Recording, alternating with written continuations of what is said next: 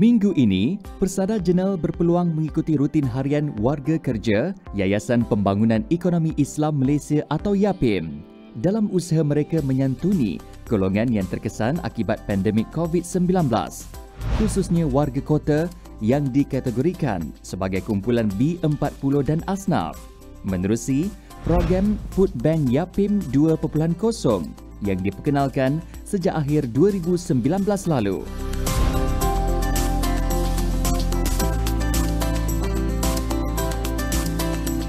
Saya Muhammad Mustaqim bin Ismail, berkhidmat dengan YAPIM dah 7 tahun dah.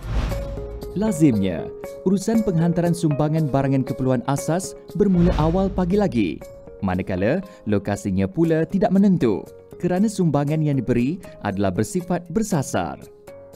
Sama ada jauh atau dekat destinasinya, pengagihan sumbangan akan dilakukan sendiri oleh petugas-petugas program Food Bank YAPIM. Rutin harian saya, yang pertama sekali saya akan mengambil kunci kenderaan. Lepas tu saya akan ambil borang pesanan perhantaran. Kerana borang pesanan perhantaran tu ada nama penerima, alamat penerima, nombor telefon. Selepas tu saya akan memeriksa kenderaan dahulu dan memuat naik barangan yang untuk perhantaran, untuk dihantar.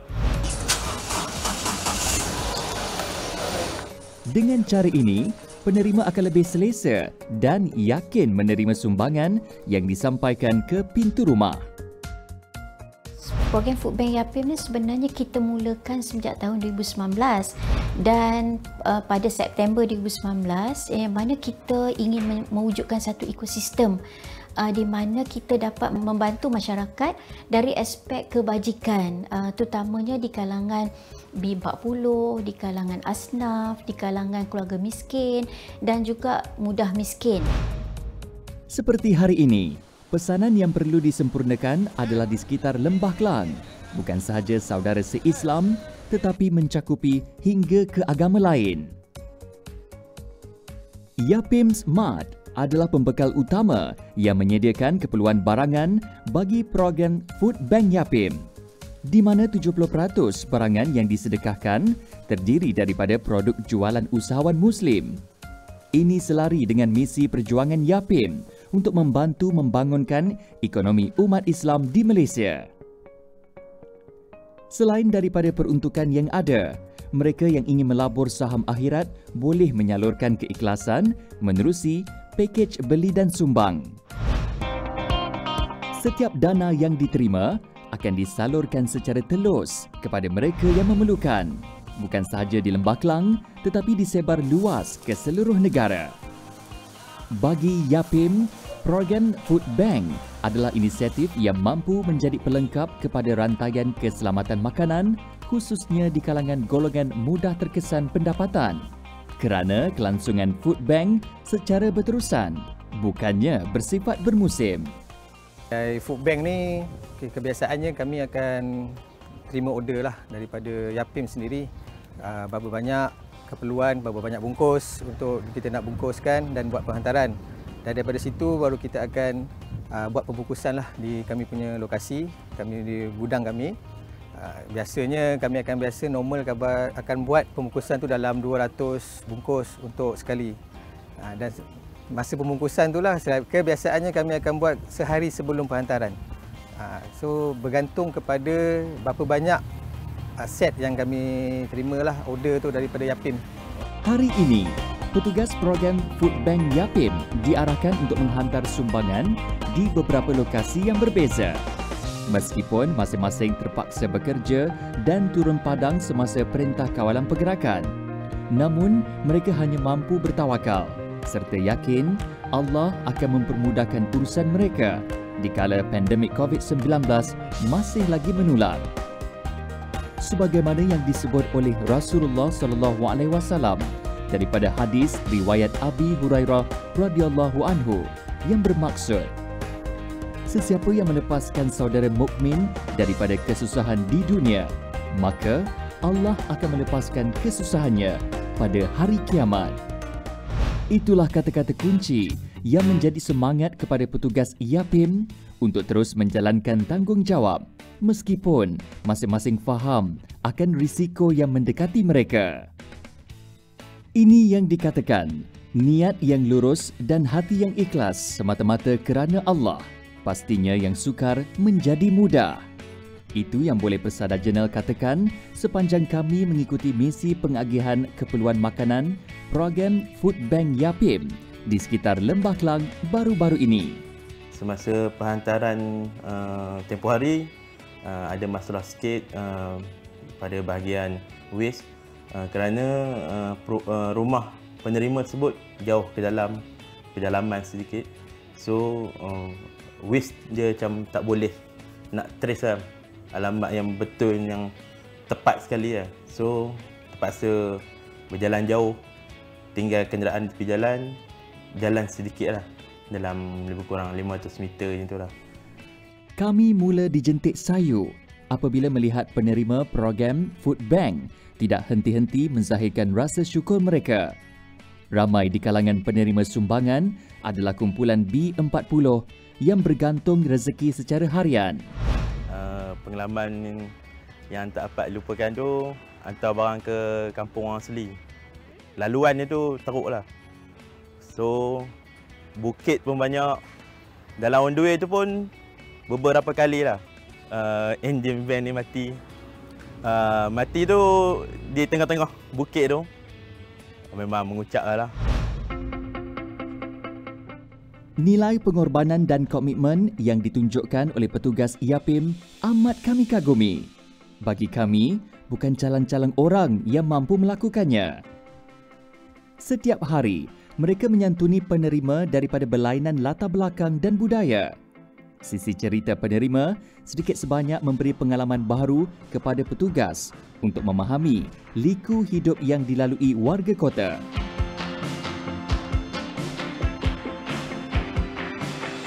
Satu pengalaman kami lah untuk menghantar barangan sumbangan ni di rumah Encik Ismail. Cabaran dia kami nak masa tu kami nak cari rumah dia tu. Kan? Kami telefon, katanya rumah dia di hadapan kilang perabot. Jadi kami pergi ke kilang perabot tu, kami tengok depan kilang perabot tu tak ada perumahan pun, tak ada rumah pun. Yang ada semak, samun, lalang kan. Tapi ada orang lah, ada orang tengok pakai baju merun.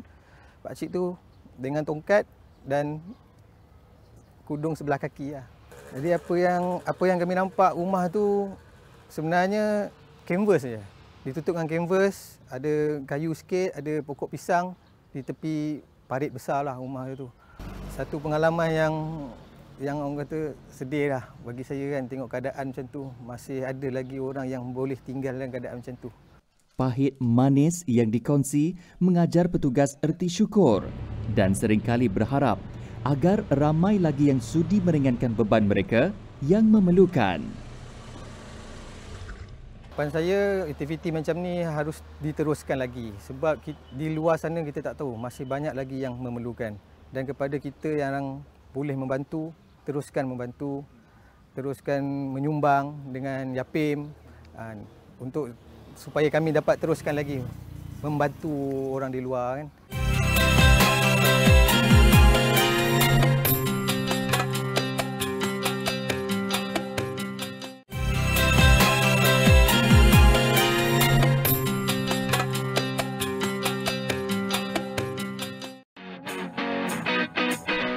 Selain daripada program Food Bank, Yapim atau Yayasan Pembangunan Ekonomi Islam juga turut dikaitkan dengan aktiviti menyantuni kebajikan dan pendidikan anak-anak yatim menerusi program Sinar Kasih.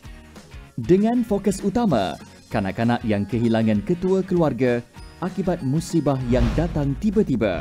Sinar Kasih ni sebenarnya program ni kita dah laksanakan pada tahun 2010 di mana Yapim melihat kepada satu keperluan untuk menyantuni anak-anak yatim yang ditinggalkan oleh ketua keluarga secara mengejut. Maksud saya mengejut tu adalah apabila berlaku satu kemalangan, bencana atau kematian secara mengejut yang kadang-kadang memberi kesan kepada emosi dan juga kepada pendapatan keluarga tersebut. Sinar Kasih merupakan salah satu daripada 8 teras utama pembangunan sosioekonomi dan amal jariah Yapim. Atau dengan bahasa yang mudah, satu cabang aktiviti kebajikan yang bertujuan untuk meringankan bebanan ibu tunggal setelah hilang punca pendapatan. Seperti mana hari ini, program Sinar Kasih merancang untuk menziarahi ibu kepada 2 cahaya mata yang kehilangan suami akibat kemalangan jalan raya, iaitu Nur Hayati Zainon. Saya rasa ringan beban juga. Ialah saya ibu tunggal, lepas tu saya dah tak ada tempat saya bergantung semua. Macam pihak Yapim bagi setiap bulan tu, dia akan bagi kat saya lah. Dalam masa yang sama, staf dia pun baik. Dalam masa sama, dia pun jadi kawan dengan saya. Menurut Nur Hayati, dia sama sekali tidak menyangka program Sinar Kasih Yapim cakna terhadap nasib yang menimpa dirinya sejak 2019. Tiba-tiba kehilangan ketua keluarga dalam tempoh pandemik ni. So, kalau kita sendiri, apa yang kita buat? Kita pun buntu kalau kita seorang suri rumah yang tiada pendapatan. Jadi, dengan adanya program Sinar Kasih Yapim ni, jadi kita harap dapat membantu. Dan kemudian kita akan bantu mereka dengan program-program susulan yang lain. Selain daripada menerima bantuan Sinar Kasih, Yapim juga turut memberi sumbangan barangan keperluan kepada Nur Hayati dan anak-anaknya.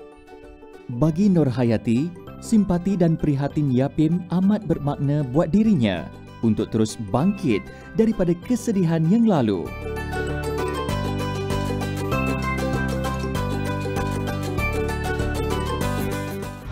Sememangnya, itulah matlamat skuad kasih ditubuhkan, mengemudi nurani kaki tangan Yapim dalam kerja kebajikan dan memberi sokongan moral kepada golongan yang ditimpa musibah agar mereka terus tabah menghadapi takdir ilahi. Skuad kasih Yapim yang terdiri daripada pegawai, daripada staf, daripada sukarelawan Yapim sendiri dan juga termasuk daripada masyarakat-masyarakat yang bekerjasama dengan Yapim. Yang mana untuk pengetahuan, skuad kasih Yapim kita ada 11 pusat pentadbiran Yapim di seluruh negara. Kita memang ada pegawai, kita memang ada skuad ini di seluruh negara. Bagi petugas Yapim pula, mereka sentiasa bersedia turun padang untuk membantu keluarga yang layak mendapat pembelaan. Rezeki yang diagihkan ini adalah hasil daripada sumbangan orang ramai menerusi tabung amanah Yapim. Manakala sumber dana tabung pula diperoleh daripada derma orang ramai mahupun sumbangan potongan gaji. Dana yang terkumpul inilah dimanfaatkan secara berhemah dan diterjemah menerusi pelbagai program amal jariah seperti Food Bank Yapim 2.0, Sinar Kasih, Dana Inspirasi Malaysia serta aktiviti kebajikan yang lain.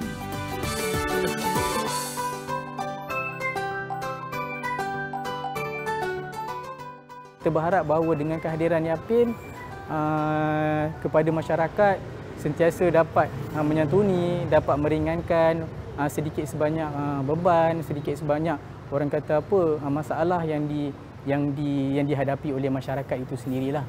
Inilah wajah sebenar Sinar Kasih bertunjangkan kepada kerja kebajikan, membantu mereka yang dalam kesusahan untuk terus melonjak memacu kejayaan.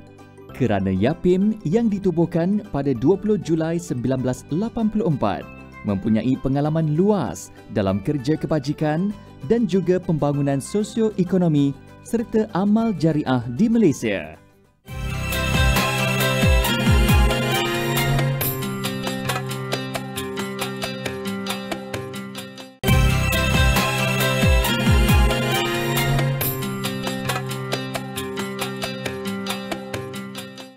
Hidayah Center Bandar Tun Razak Kuala Lumpur menjadi destinasi terakhir Persada Jenel minggu ini.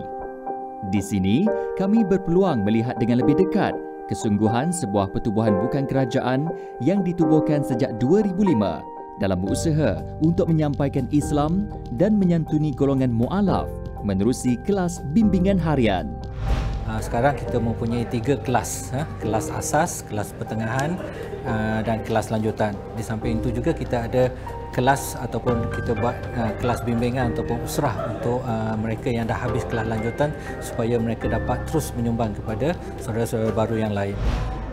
Kelas yang diberi secara percuma ini terbuka kepada sesiapa sahaja yang ingin mendalami Islam.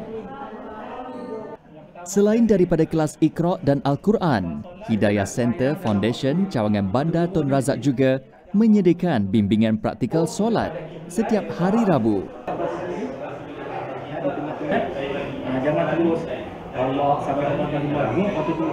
Kelas kita memang bukan hanya sekadar untuk saudara baru tetapi juga untuk bukan Muslim.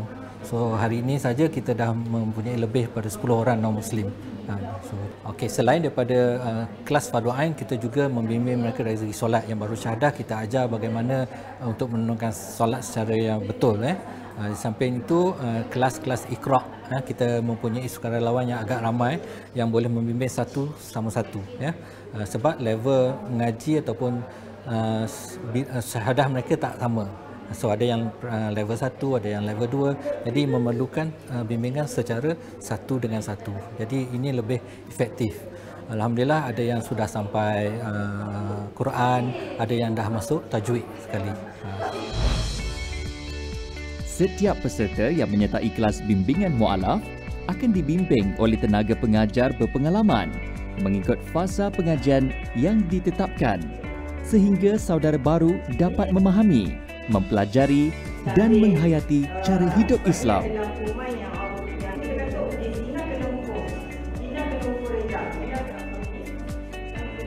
Sebab my first view when I come here, saya actually rasa macam mana kelas dia ni, cikgu dia garang ke ataupun something yang tak syok lah. Tapi bila datang, wah, everybody is very friendly, everybody like welcoming you. Yalah, you kan seorang yang baru masuk Islam, so saya punya perspektif at first change 360. Di samping kelas bimbingan mu'alaf, Hidayah Center Foundation juga mempunyai pelbagai program inisiatif dakwah khusus untuk golongan saudara baru. Kalender tahunan disusun mengikut keperluan semasa, tetapi bermatlamat untuk membina ukhuwah yang lebih erat antara kumpulan mu'alaf dengan masyarakat Islam setempat. Hanya dengan cara ini, saudara baru tidak merasa dipinggirkan setelah mengikhlaskan diri melafaz syahadah dan seterusnya merasai sendiri nikmat keindahan Islam sebagai agama yang mulia.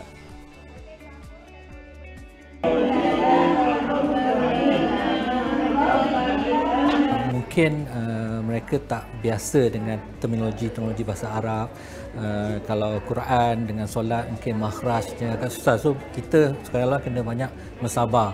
Dan ada juga yang tidak mampu untuk menunaikan mungkin 5 kali sehari. So kita kena terus menggalakkan dia orang. Jangan kita tekankan terlalu keras kan. Kalau tak solat 5 waktu dah jadi teruk ke apa tak. Kita nak mereka rasa seronok. Yang lebih penting kita memberi bimbingan supaya mereka mengenal siapa Tuhan. Perkhidmatan kaunseling turut disediakan di semua cawangan Hidayah Center. Sesi secara tertutup ini dikendalikan sepenuhnya oleh kaunselor terlatih. Yang penting, setiap sesi kaunseling, mesej Islam itu dapat disampaikan dengan sempurna.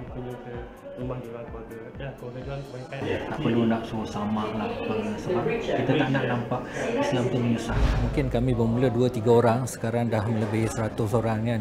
So harapan saya supaya saudara-saudara baru ini terus dapat menyumbang kembali kepada center ini. Sebab itu kami mempunyai aktiviti selain pada kelas juga, seperti hari keluarga, rehlah bermalam supaya mereka dapat menghayati solat, mungkin solat jamak, solat qasar, mengambil wuduk dalam sungai dan sebagainya, sembelih ayam. So ini memang kita lakukan. Bowling juga kita adakan supaya hubungan sesama kita akan lebih akrab. So kami nak melihat mereka melihat center ini bukan hanya sekadar tempat untuk belajar tetapi perjumpaan keluarga yang mana mereka boleh berkongsi rasa, masalah, buat kaunseling dan sebagainya. Begitulah beratnya tugas seorang sukarelawan di sini. Mereka bukan sahaja memberi pengetahuan tetapi yang lebih utama mendidik hati nurani golongan mu'alaf untuk mendekatkan diri mereka kepada kehidupan selepas memeluk agama Islam. Sebagaimana yang disebut dalam surah Al-Imran ayat 110. Kamu adalah sebaik-baik umat yang dilahirkan bagi umat manusia kerana kamu menyuruh kepada kebaikan dan mencegah kepada kemungkaran serta beriman kepada Allah.